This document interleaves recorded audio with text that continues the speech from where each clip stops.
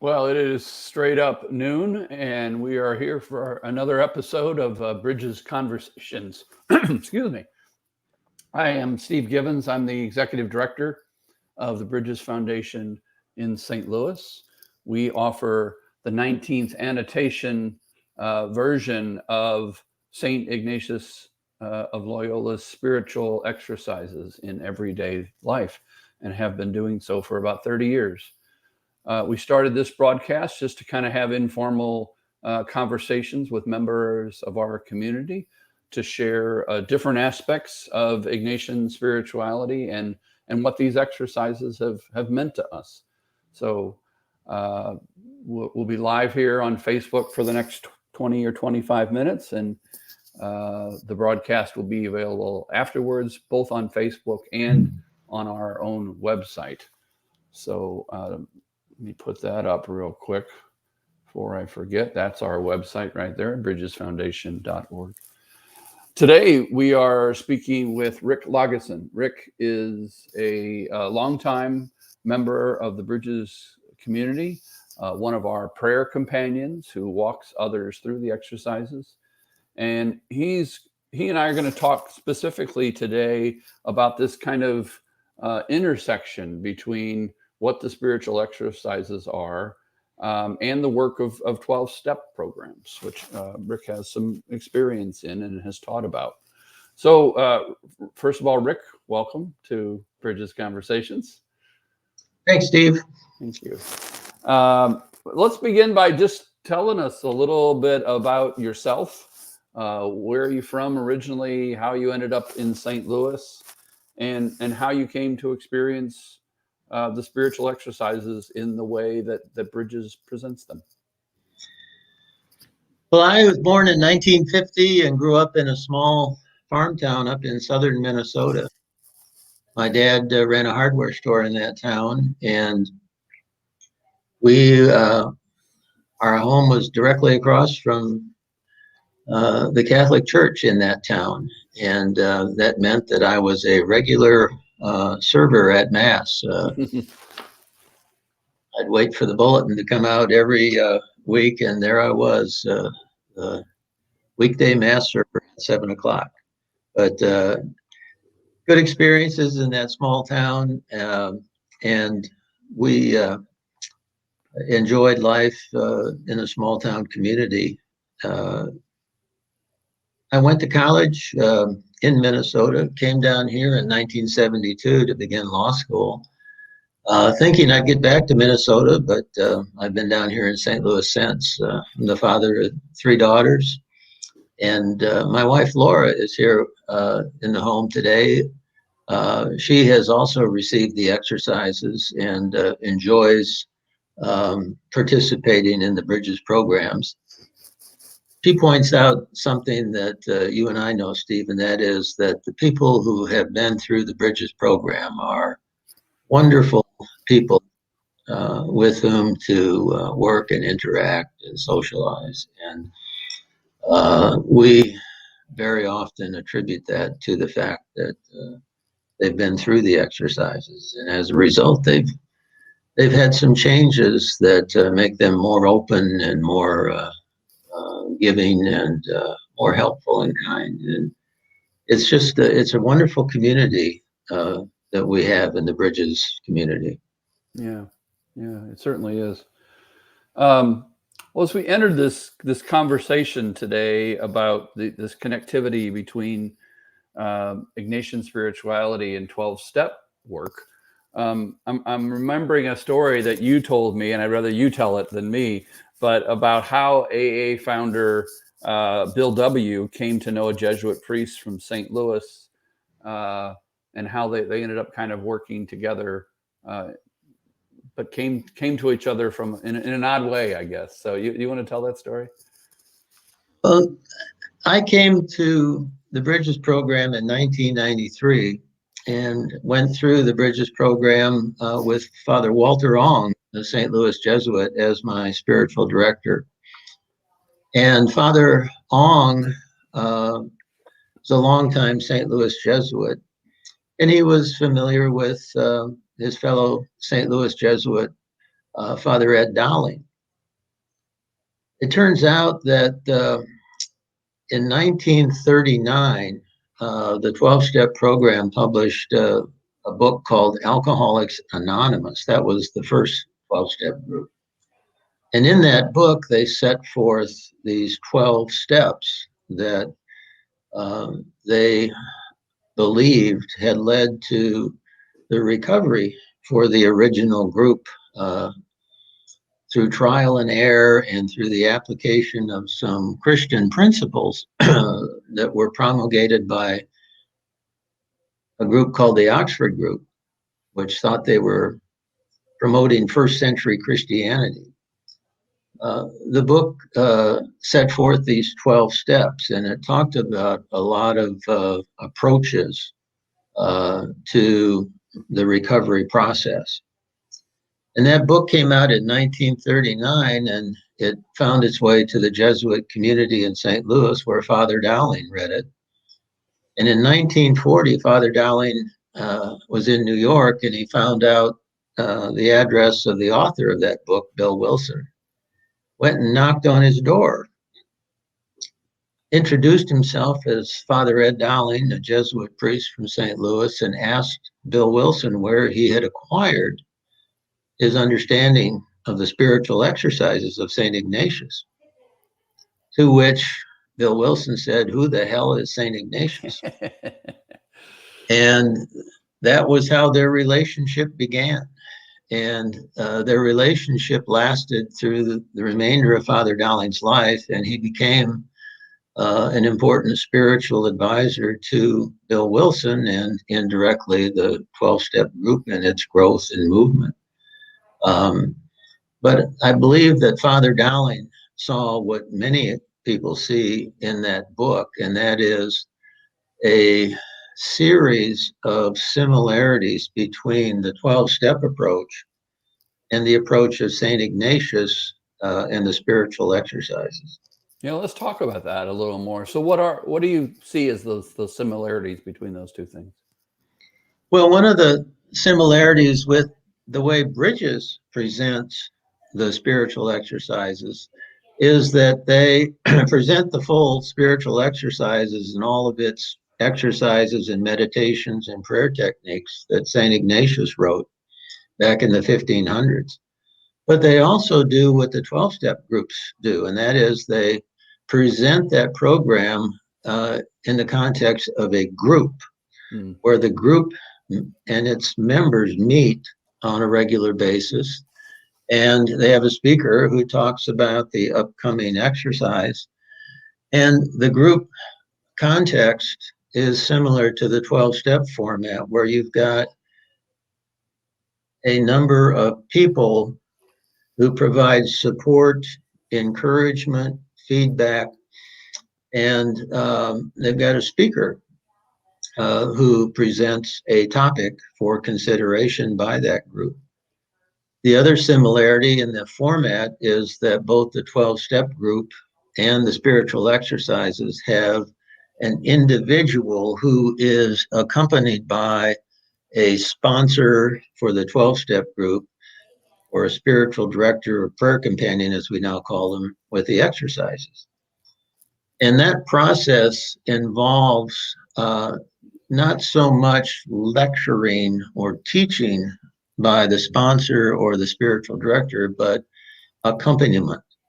You have someone to accompany you through the process, someone who has been through the process and can answer questions and can support and encourage, and in some instances act as a model because they've been through the program and they know what the process entails.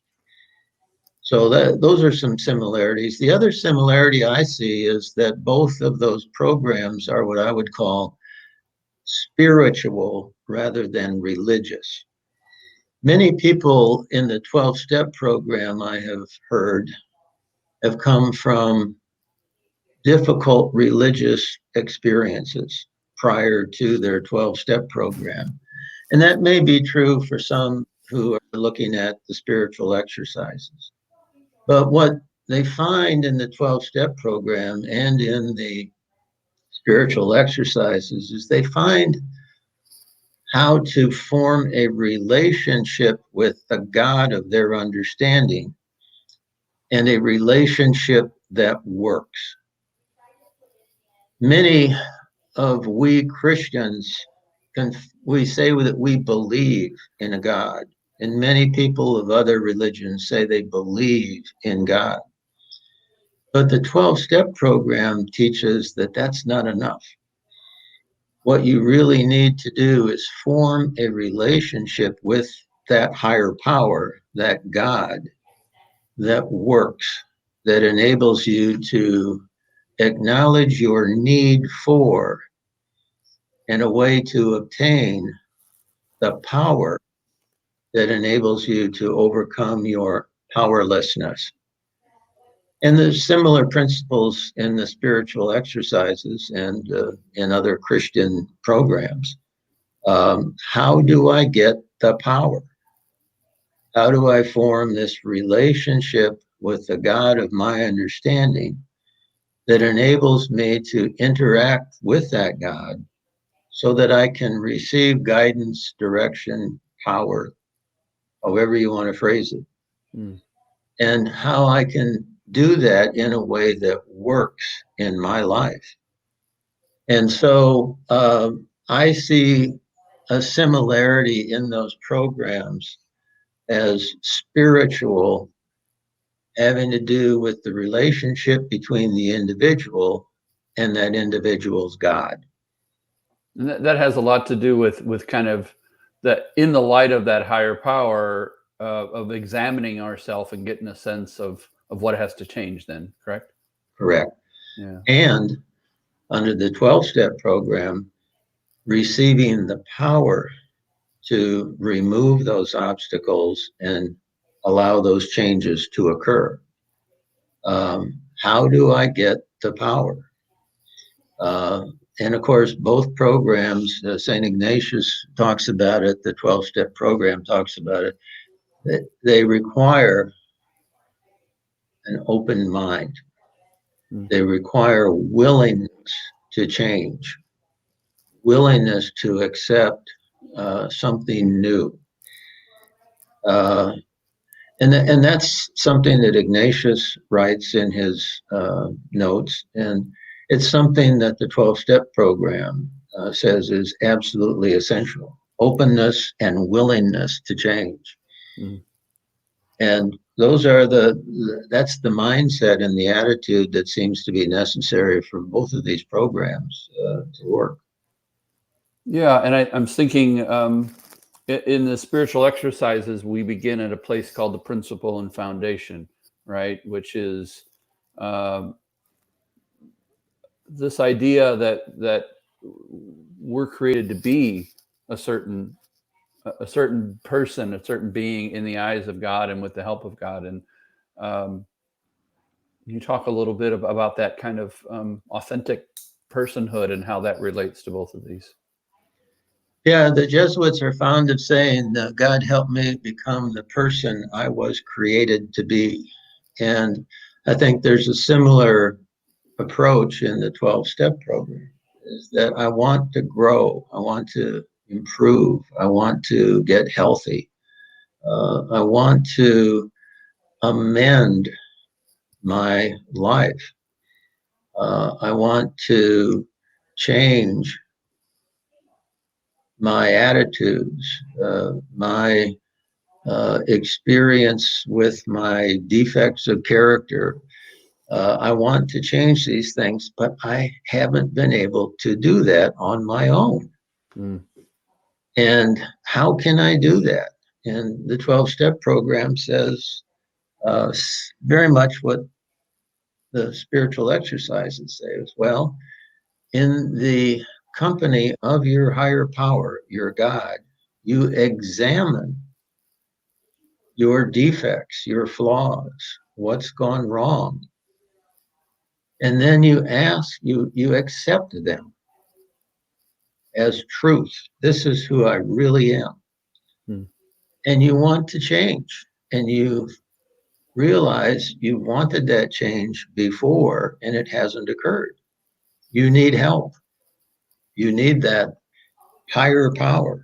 You need that assistance, that strength, that guidance. And again, that comes only when the mind is open to seek and receive. Hmm.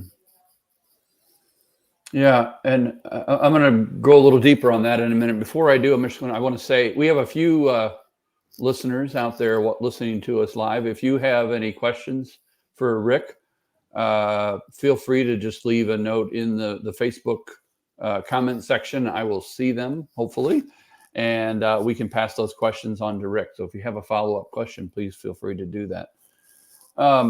Let's come back to this idea, and I think what you're beginning to talk about, and I'd like you to speak a little more, is this idea that it's about transformation in both of these cases, and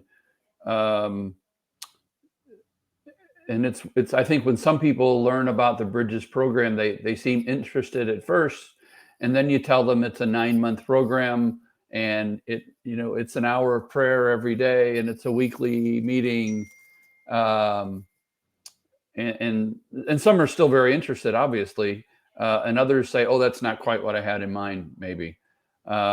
So, talk a little bit about this transformation that I think is what you were leading up to, and why programs like Bridges, why it's more than a summary of a spirituality. It's more than a book study. It's more than a Bible study. It really is about bringing forth this transformation. So, can you talk a little bit about kind of how you see that happening? Yeah, I tell people that the Bridges program is a big commitment, but with a big reward.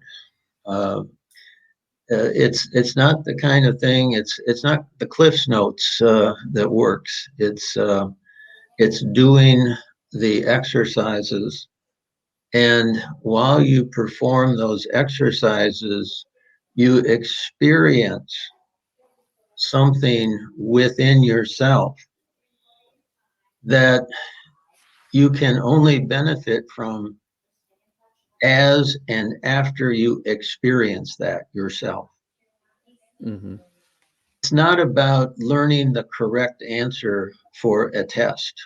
It's about doing these procedures so that in the course of doing them, you have this experience yourself.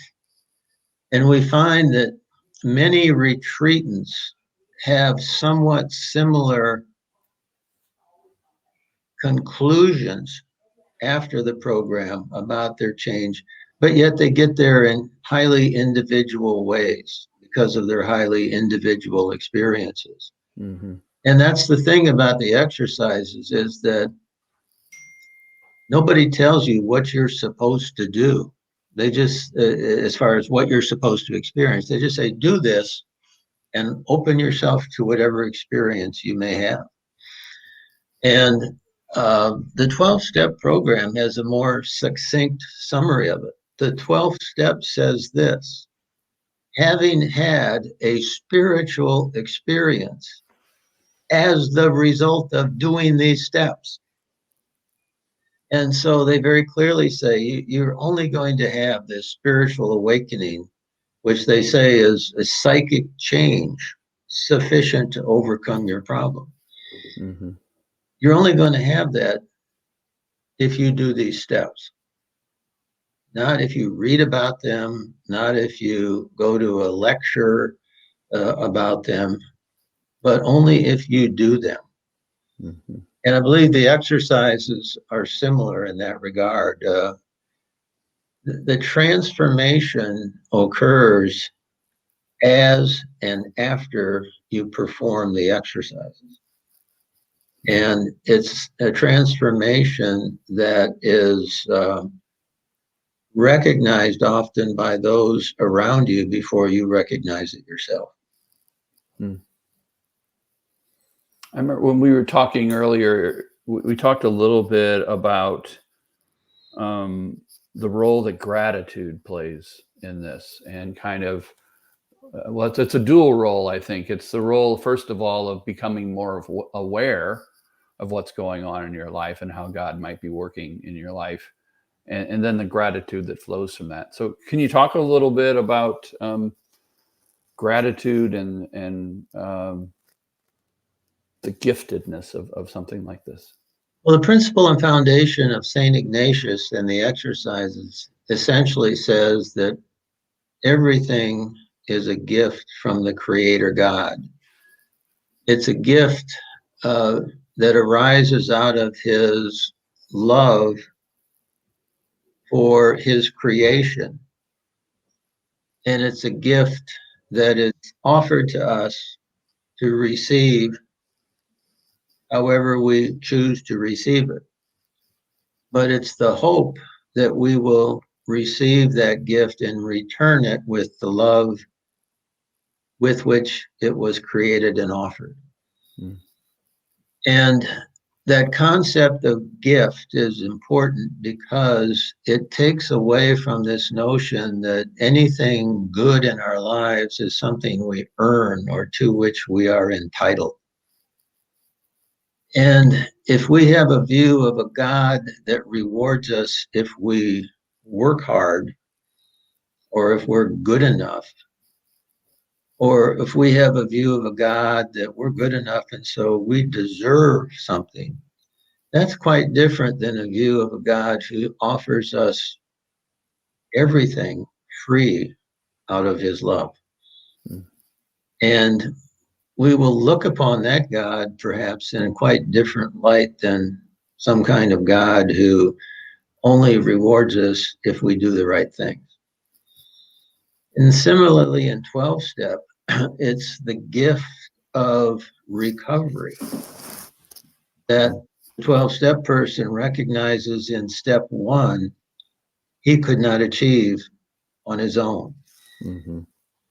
And so the gift of recovery from whatever caused the person to go into a 12-step program, again, it's offered from this loving, helpful, merciful, forgiving God. And the notion that there's a punishing God is something that holds some people back from 12-step programs because they hear the word God bandied about. Mm. The 12-step program text uses the concept of higher power to appease some of the early members who weren't real comfortable with the religious experiences they had had. And yet the term God appears very often thereafter, and it's pretty clear that most of the 12-step people in the early groups regarded themselves as Christian. And so the concept of this merciful, forgiving higher power who offers the gifts to us for us to receive as free gifts is an important concept for both programs. Yeah. And it may be different than the concept of a God that a retreatant or a 12-step person had before the program. Yeah.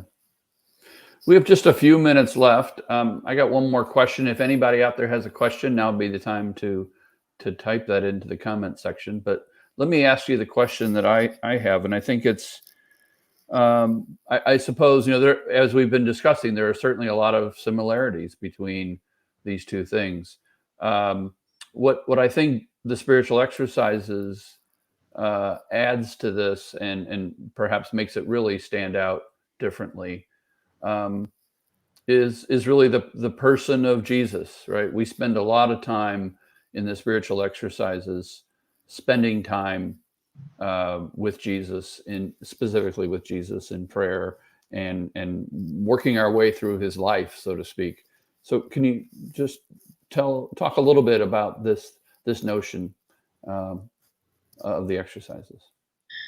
Well, when I was invited to consider the exercises, it was from a friend who had just been through the exercises, and he described it as graduate school for prayer.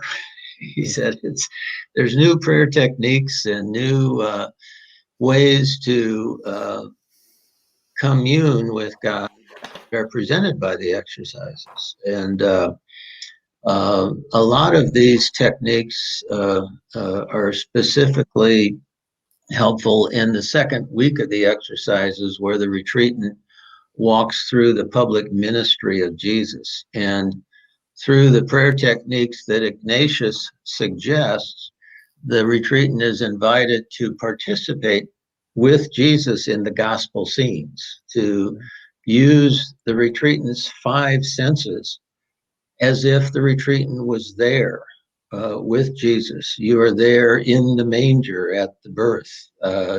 You smell the animals, you smell the hay, you hear, you feel the heat from any fire that may be giving heat, you feel the wind blow.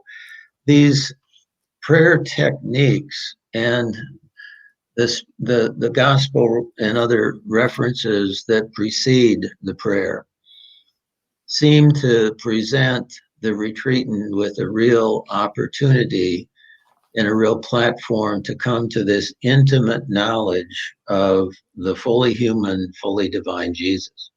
Yeah. And And go ahead. the retreatant walks with Jesus through those episodes and through those events, and comes to feel and interact with the actors in those scenes in a way that truly informs the person, the retreatant, about who this Jesus is. Thank you for that, Rick. And I think, we're actually going to talk about that a little more. Actually, our next episode is going to be on Friday, September 10th. And David Harpering, Deacon David Harpering, is going to be with us. And we're going to spend the whole time talking about this idea of Ignatian imaginative prayer and what it means. So mark your calendars for that. We do have one question that came in. I'm going to go ahead and put this up, and we'll kind of end with this question. But our friend Jerry Quinn asks, how can a fearful person benefit from the exercises? And I would imagine there's some fear involved in 12-step programs too. What do you think the connection is between fear and the work we're talking about? Well, I think the 12-step approach would be in what we call the third step, where you turn your will and your life over to the care of God as you understand Him. In other words, you simply trust in the God of your understanding. And you recognize again that with most fear, you are powerless over that fear. And just like other things, you turn it over. And the exercises, again, talk about this powerlessness over sin. St. Paul, in his letter to the Romans, talks about, why do I keep doing the things I don't want to do? And, he says in Romans, the only source, the only resource available is trust in Jesus and turn it over, in essence. So, I think fear is understood as something, again, that we have a hard time handling it ourselves, and turning it over, bringing it to God and turning it over. It's one way to deal with it. Yeah. Thank you, Rick. Well, we are about out of time here. I want to thank again Rick Lageson for joining us today. And as I mentioned earlier, we're going to be here a little less than a month from now on Friday, September 10th at noon. We'll be talking to Deacon David Harpering about Ignatian prayer. Want to remind you one more time that we've pulled this up. If you have any questions about our programs and what we offer, please check out our website, bridgesfoundation.org. Our annual retreat starts every year in September and makes its way through the year all the way to May. So if you have any questions, check that out. We're filling up our class, so to speak, for the coming year, and we've got a lot of interest this year, which is a wonderful thing. So, Rick, thank you for joining us, and we'll see you all. We'll see you all next time. Thanks, Steve. Thank you, Rick.